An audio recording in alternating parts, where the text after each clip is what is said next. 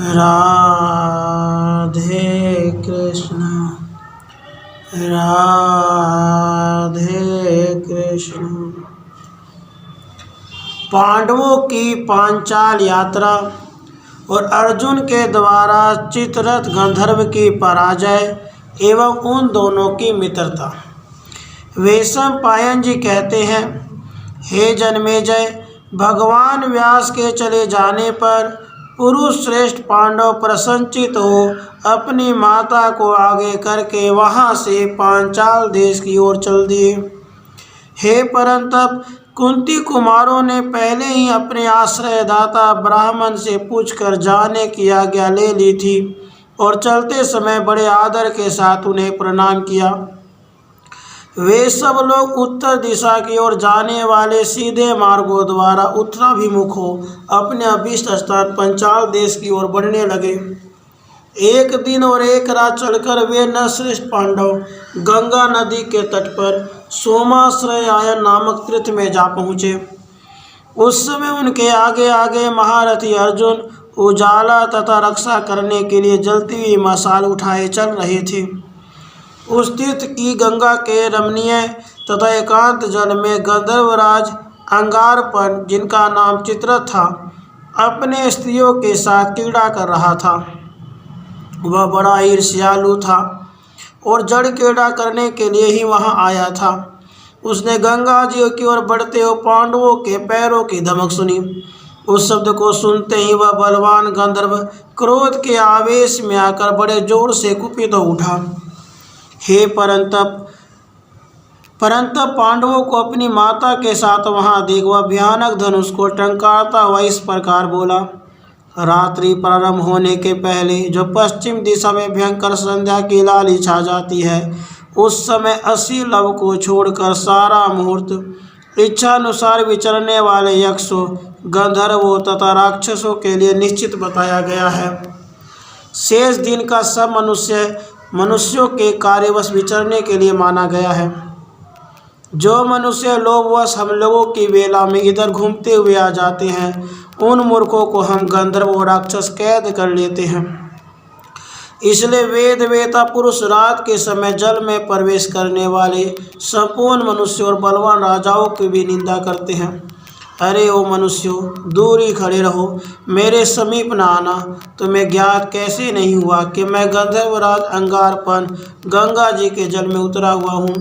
तुम लोग मुझे अच्छी तरह जान लो। मैं अपने ही बल का भरोसा करने वाला स्वाभिमानी, ईर्ष्यालु तथा कुबेर का प्रिय मित्र हूँ। मेरा यह वन भी अंगारपन नाम से विख्यात है। मैं गंगा जी के तट पर विचरता हुआ इस वन में इच्छा अनुसार विचित्र क्रियाएं करता रहता हूँ। मेरी उपस्थिति में यहाँ राक्षस, यक्ष, देवता अथवा मनुष्य कोई भी नहीं आने पाते। फिर तुम लोग कैसे आ रहे हो? अर्जुन बोले, दुर्मति, समुद्र, हिमालय की तराई और गंगा नदी के तट पर रात, दिन अथवा संध्या के समय किसका अधिकार सुरक्षित है? आकाशचारी गंधर्व सरिताओं में श्रेष्ठ गंगा जी के तट पर आने के लिए यह नियम नहीं है कि यहाँ कोई खाकर आए या बिना खाए, रात में आए या दिन में। इसी प्रकार काल आदि का भी कोई नियम नहीं है। अरे ओ क्रूर, हम लोग तो शक्ति संपन्न हैं, असमय में भी आकर तुम्हें कुचल सकते हैं। जो युद्ध करने में असमर्थ है, वे दुर्बल मनुष्य ही तुम लोगों की पूजा करते हैं। प्राचीन काल में हिमालय के स्वर्ण शिखर से निकली हुई गंगा 7 धाराओं विभक्त तो समुद्र में जाकर मिल गई हैं। जो पुरुष गंगा, यमुना, पलक्ष की जड़ से प्रकट हुई सरस्वती, रथस्था, सरयू, गोमती और गंडकी, इन 7 नदियों का जल पीते उनके पाप तत्काल नष्ट हो जाते हैं। यह गंगा बड़ी पवित्र नदी है, एकमात्र आकाश इनका तट है। हे गंधर्व, यह आकाश मार्ग से विचरती हुई गंगा देवलोक में अलकनंदा नाम धारण करती है। ये ही वैतरणी होकर पितृलोक में बहती हैं। वहाँ पापियों के लिए इनके पार जाना अत्यंत कठिन होता है। इस लोक में आकर इनका नाम गंगा होता है। यह श्री कृष्णदेव पायन व्यास जी का कथन है। ये कल्याणमयी देव नदी सब प्रकार की विघ्न बाधाओं से रहित एवं स्वर्ग लोक की प्राप्ति कराने वाली हैं। तुम उन्हीं गंगा जी पर किसलिए रोक लगाना चाहते हो? यह सनातन धर्म नहीं है। जिसे कोई रोक नहीं सकता, जहाँ पहुँचने में कोई बाधा नहीं है। भागीरथी के उस पावन जल का तुम्हारे कहने से हम अपने इच्छानुसार स्पर्श क्यों न करें। वैशंपायन जी कहते हैं, हे जन्मेजय, अर्जुन की वह बात सुनकर अंगारपन क्रोधित हो गया और धनुष नवाकर विषैले सांपों की भांति तीखे बाण छोड़ने लगा। यह देख पांडुनंदन धनंजय ने तुरंत ही मशाल घुमाकर और उत्तम ढाल से रोकर उसके सभी बाण व्यर्थ कर दिए। अर्जुन ने कहा, गंधर्व जो अस्त्र विद्या के विद्वान हैं, उन पर तुम्हारी यह घुड़की नहीं चल सकती। अस्त्र विद्या के मर्मज्ञों पर फैलाई हुई तुम्हारी यह माया फेन की तरह विलीन हो जाएगी। हे गंधर्व, मैं जानता हूँ कि संपूर्ण गंधर्व मनुष्यों से अधिक शक्तिशाली होते हैं, इसलिए मैं तुम्हारे साथ माया से नहीं दिव्यास्त्र से युद्ध करूँगा। हे गंधर्व, यह आग्नेय अस्त्र पूर्व काल में इंद्र के माननीय गुरु बृहस्पति जी ने भरद्वाज मुनि को दिया था। भरद्वाज से इसे अग्निवेश्य ने और अग्निवेश्य से मेरे गुरु द्रोणाचार्य ने प्राप्त किया है। फिर विप्रवर द्रोणाचार्य ने यह उत्तम अस्त्र मुझे प्रदान किया है। वैशंपायन जी कहते हैं, जन्मेजय, ऐसा कहकर पांडुनंदन अर्जुन ने कुपित हो गंधर्व पर वह प्रज्वलित आग्नेय वस्त्र चला दिया।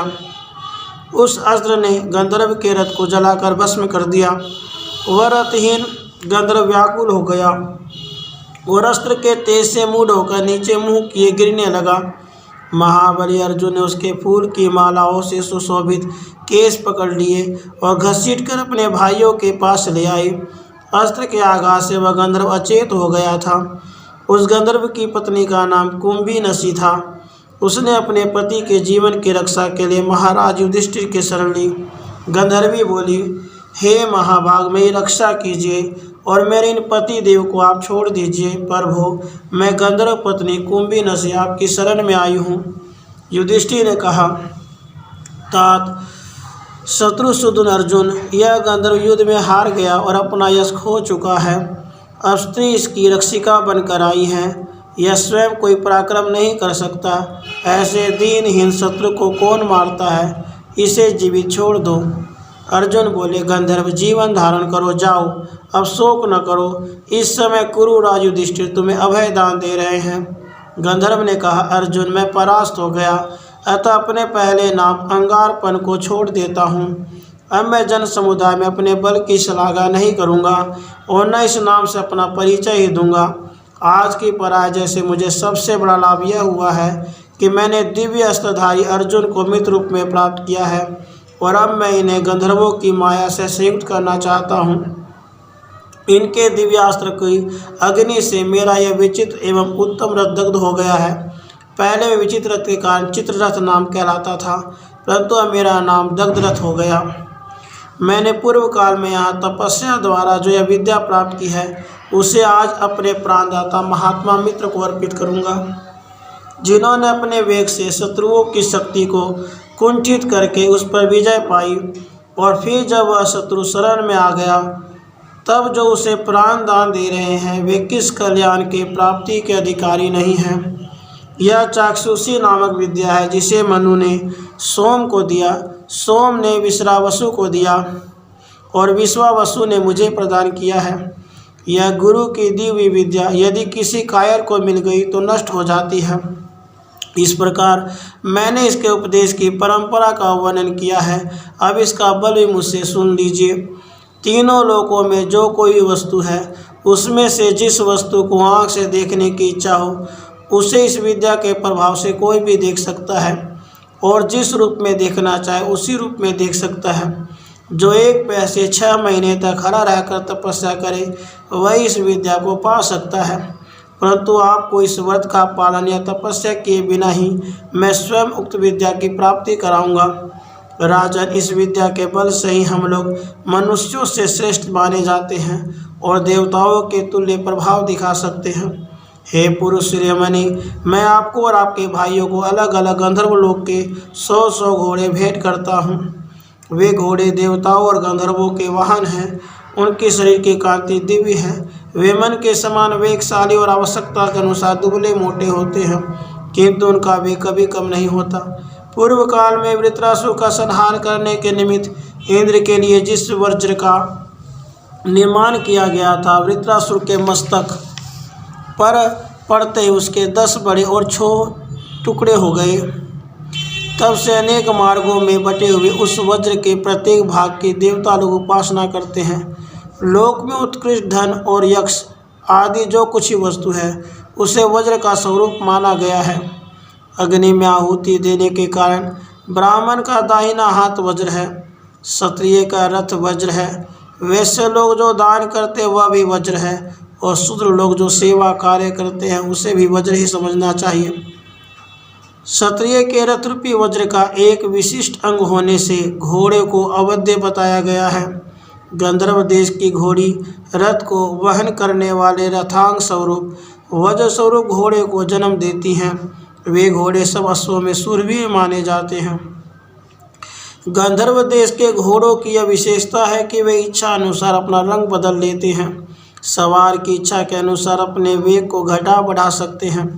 जब आवश्यकता या इच्छा हो तभी वे उपस्थित हो जाते हैं। इस प्रकार मेरे गंधर्व देश के घोड़े आपकी इच्छा पूर्ण करते रहेंगे। अर्जुन ने कहा, गंधर्व, यदि तुमने प्रसन्न होकर अथवा प्राण संकट से बचाने के कारण मुझे विद्या, धन अथवा शास्त्र प्रदान किया है, तो मैं इस तरह का दान लेना पसंद नहीं करता। गंधर्व बोला, महापुरुषों के साथ जो समागम होता है वह प्रीति बढ़ाने वाला होता है, ऐसा देखने में आता है। आपने मुझे जीवन दान दिया, इससे प्रसन्न होकर मैं आपको चाक्षुषी विद्या भेंट करता हूँ। साथ ही आपसे भी मैं उत्तम आग्नेयास्त्र ग्रहण करूँगा। भरत कुलभूषण अर्जुन, ऐसा करने से ही हम दोनों में दीर्घ काल तक समुचित सौहार्द बना रहेगा। अर्जुन ने कहा, ठीक है, मैं यह अस्त्र विद्या देकर तुमसे घोड़े ले लूँगा। हम दोनों की मैत्री सदा बनी रहे। सखे गंधर्वराज, बताओ तो सही, तुम लोगों से हम मनुष्यों को क्यों भय प्राप्त होता है? गंधर्व, हम सब लोग वेद वेता हैं और शत्रुओं का दमन करने की शक्ति रखते हैं। फिर भी रात में यात्रा करते समय जो तुमने हम लोगों पर आक्रमण किया है, इसका क्या कारण है? इस पर भी प्रकाश डालो। गंधर्व बोला, पांडु कुमारों, आप लोग विवाहित न होने के कारण त्रिविध अग्नियों की सेवा नहीं करते। अध्ययन पूरा करके समावर्तन संस्कार से संपन्न हो गए हैं, अतः प्रतिदिन अग्नि की आहुति भी नहीं देते। आपके आगे कोई ब्राह्मण पुरोहित भी नहीं है। इन्हीं कारणों से मैंने आप पर आक्रमण किया है। बुद्धिमानों में श्रेष्ठ अर्जुन, इसलिए मैंने आप लोगों के तेज और कुलोचित प्रभाव को जानते हुए भी आप पर आक्रमण करने का विचार किया। भरत श्रेष्ठ, आप लोग महान तेजस्वी हैं। आपने अपने गुणों से जिस शोभाशाली श्रेष्ठ यश का विस्तार किया है, उसे तीनों लोकों में कौन नहीं जानता। बुद्धिमान यक्ष, राक्षस, गंधर्व, पिशाच, नाग और दानव कुरुकुल की यशोगाथा का विस्तार पूर्वक वर्णन करते हैं। हे वीर, नारद आदि देवर्षियों के मुख से भी मैंने आपके बुद्धिमान पूर्वजों का गुणगान सुना है, तथा समुद्र से घिरी हुई इस संपूर्ण पृथ्वी पर विचरते हुए मैंने स्वयं भी आपके उत्तम कुल का प्रभाव प्रत्यक्ष देखा है। अर्जुन, तीनों लोकों में विख्यात यशस्वी भरद्वाज नंदन द्रोण को भी, जो आपके वेद और धनुर्वेद के आचार्य रहे हैं, मैं अच्छी तरह जानता हूँ। कुरुश्रेष्ठ, धर्म, वायु, इंद्र, दोनों स्वनी कुमार तथा महाराज पांडु, ये 6 महापुरुष कुरुवंश के वृद्धि करने वाले हैं। पार्थ, ये देवताओं तथा मनुष्यों के सिरमौर 6 व्यक्ति आप लोगों के पिता हैं। मैं इन सबको जानता हूँ। आप सब भाई देव स्वरूप महात्मा समस्त शस्त्रधारियों में श्रेष्ठ शूरवीर हैं, तथा आप लोगों ने ब्रह्मचर्य व्रत का भली भांति पालन किया है। आप लोगों का अंतःकरण शुद्ध है, मन और बुद्धि भी उत्तम है। पार्थ, आपके विषय में यह सब कुछ जानते हुए भी मैंने यहाँ आक्रमण किया था। कुरुनंदन, इसका कारण यह है कि आपने बाहुबल का भरोसा रखने वाला कोई पुरुष जब स्त्री के समीप अपना तिरस्कार होता देखता है तब उसे सहन नहीं कर पाता। कुंती नंदन, इसके सिवा एक बात यह भी है कि रात के समय हम लोगों का बल बहुत बढ़ जाता है। इसी से स्त्री के साथ रहने का मुझ में क्रोध का आवेश हो गया था। तप्ती के कुल की वृद्धि करने वाले अर्जुन, आपने जिस कारण मुझसे युद्ध में मुझे पराजित किया है उसे भी बतलाता हूँ, सुनिए। ब्रह्मचर्य सबसे बड़ा धर्म है और वह तुम में निश्चित रूप से विद्यमान है। कुंती नंदन, इसलिए युद्ध में मैं तुमसे हार गया हूँ। शत्रुओं का संताप देने वाले वीर, यदि दूसरा कोई कामासक्त क्षत्रिय रात में मुझसे युद्ध करने आता तो किसी प्रकार जीवित नहीं बच सकता था, किंतु कुंती कुमार, कामासक्त होने पर भी यदि कोई पुरुष किसी ब्राह्मण को आगे करके चले तो वह समस्त निशाचरों पर विजय पा सकता है, क्योंकि उस दशा में उसका सारा भार पुरोहित पर होता है। अतः तप्ती नंदन, मनुष्यों को इस लोक में जो भी कल्याणकारी कार्य करना अभिष्ट हो, उसमें वह मन और इंद्रियों को वश में रखने वाले पुरोहितों को नियुक्त करे, जो छहों अंगों सहित वेद के स्वाध्याय में तत्पर, ईमानदार, सत्यवादी, धर्मात्मा और मन को वश में रखने वाला हूँ। ऐसे ही ब्राह्मण राजाओं के पुरोहित होने चाहिए, जिसके यहाँ धर्मज्ञ, वक्ता, शीलवान और ईमानदार ब्राह्मण पुरोहित हों। उस राजा को इस लोक में निश्चय ही विजय प्राप्त होती है और मरने के बाद उसे स्वर्ग लोक प्राप्त होता है। राजा को किसी अप्राप्त वस्तु या धन को प्राप्त करने अथवा उपलब्ध धन आदि की रक्षा करने के लिए गुणवान ब्राह्मण को पुरोहित बनाना चाहिए। जो समुद्र से गिरी हुई संपूर्ण पृथ्वी पर अपना अधिकार चाहे या अपने लिए ऐश्वर्य पाना चाहे, उसे पुरोहित की आज्ञा के अधीन रहना चाहिए। हे तप्ती नंदन, कोई भी राजा कहीं भी पुरोहित की सहायता के बिना केवल अपने बल अथवा कुलीनता के भरोसे भूमि पर विजय नहीं पाता। अतः कौरवों के कुल को वृद्धि करने वाले अर्जुन, आप यह जान लें कि जहाँ विद्वान ब्राह्मणों की प्रधानता हो, उसी राज्य की दीर्घ काल तक रक्षा की जा सकती है। इस प्रकार श्री महाभारत आदि पर्व के अंतर्गत चैत्र रथ पर्व में गंधर्व पराभव विषयक 169वां अध्याय पूरा हुआ। राधे कृष्ण, राधे कृष्ण।